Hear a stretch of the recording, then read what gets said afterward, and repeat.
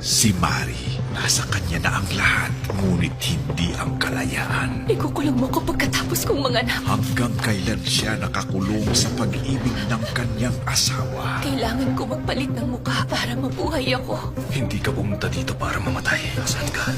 Doc, gusto ko ang mukhang to. Bagong ganda, bagong pag-asa.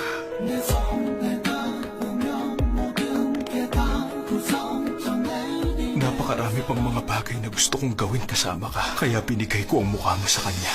Wala dito ang wife ko. Alam ko na ang title nito, A Self-Portrait. Hindi ka makakalayo sa impyerno kung puso ang kalaman mo. Anong itinatago mo sa akin? Dahil hindi mo maloloko ang puso baliw sa'yo.